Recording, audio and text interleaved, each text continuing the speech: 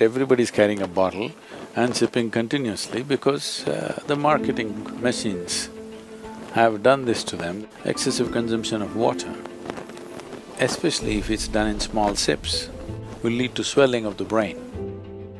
At the same time, when you need water, if you don't drink, it'll cause damage to the system. It is not just about drinking liquid water, you must eat high water content foods.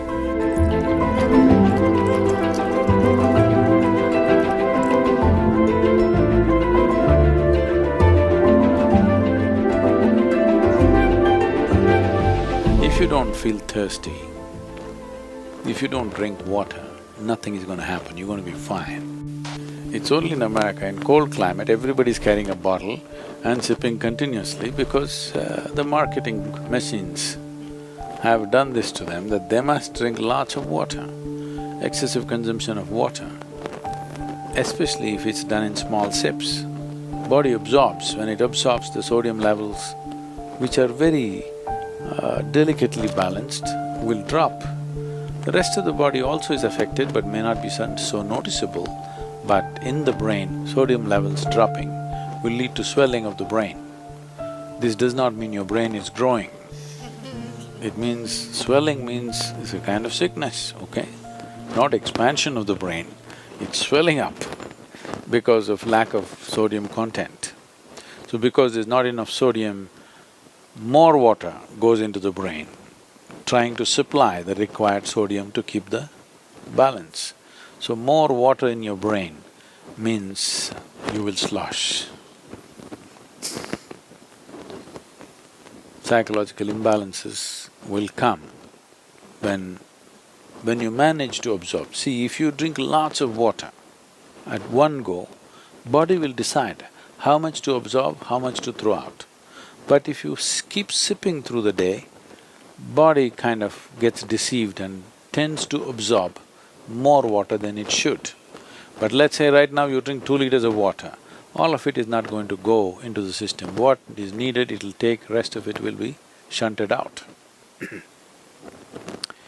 So, not consuming water and being out there is very much a possibility.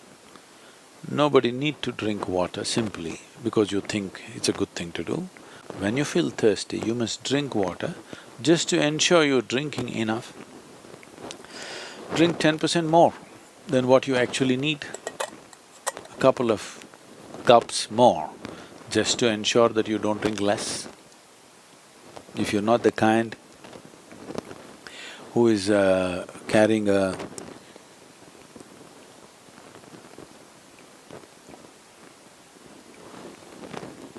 water bottle with you every minute of the day, then it's good to drink little extra water so that when the need comes, you have a certain amount of time before you can drink, that it is not an emergency.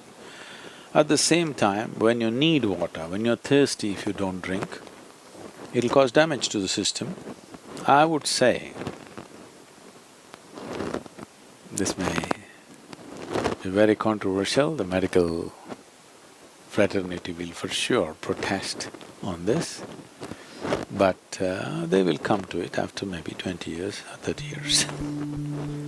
I would say if everybody consumes good water in sufficient quantity, 50% of the heart attacks in the world would come down. The damage to the heart is immense when the water that is needed is not there in the system. But when I say water, it is not just about drinking liquid water, you must eat high water content foods. If you eat a fruit, it's nearly 90% water.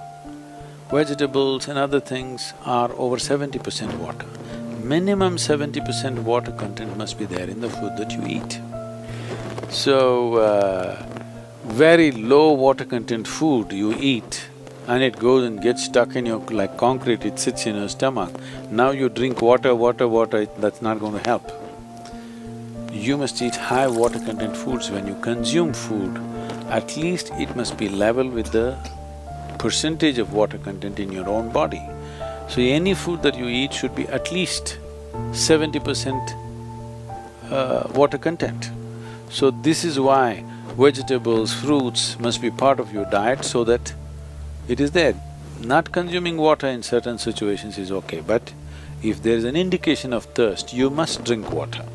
It's very necessary that you must drink water when there's an indication of thirst, because body has its own way. When it indicates you need water, you must give it water within 20 minutes or at the most half an hour. You must drink substantial quantity of water. If you drink enough water, then body will choose how much to take, how much to reject.